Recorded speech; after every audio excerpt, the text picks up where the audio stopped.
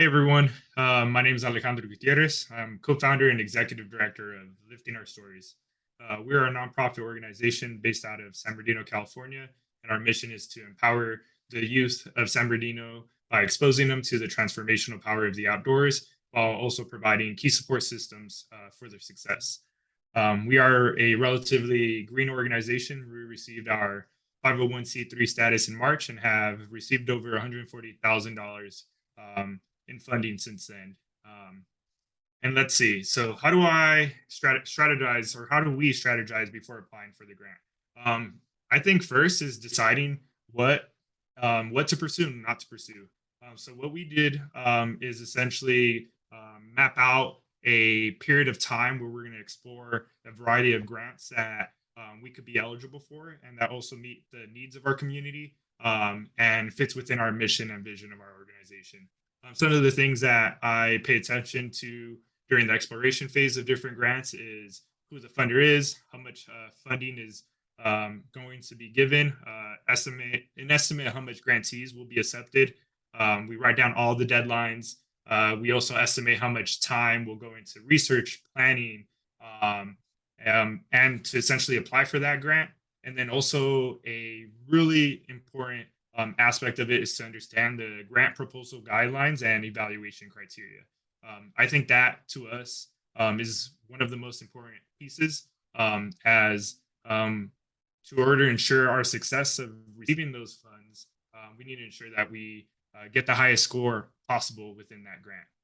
And so once we do all the exploration, what we do after the exploration phase and we're in the development of our program, we talk to the youth.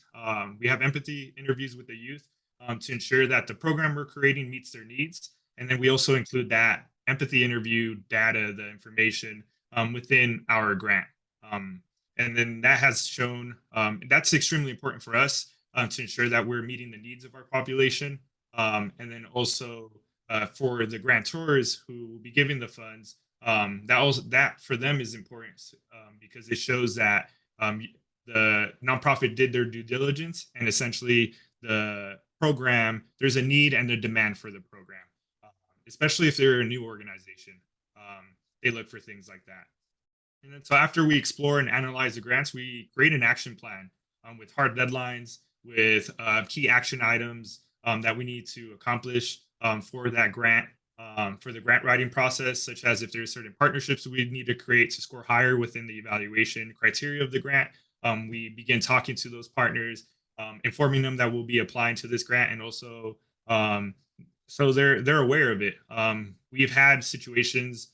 We had a situation within a grant selection process where they called all our partners to ensure that we actually had those partnerships. And luckily, well, not really luckily, but what was extremely beneficial for us is that we had all those partnerships. We talked to all those executive directors. We had partnership with local government, and so they essentially vouched for us, and that helped us receive that specific grant. So that's extremely important. The action plan really ensures that you stay on track, that you're able to score as high as possible within the grant process, and increases the probability of you receiving that funds. And so yeah, that's essentially why a strategy and action plan is important when applying for a grant. Without it, it's really easy to get lost within the weeds of a grant. It's really easy to focus on certain aspects within the grant, and deadlines approach fast. I've stayed up till 3 in the morning applying for a grant because we didn't stay on track within our action plan. So the action plan really is a guideline, guardrails with key milestones to ensure that there isn't as much stress within the grant writing process. So yeah, action plans are really important, and then strategizing before the grant is extremely important as well.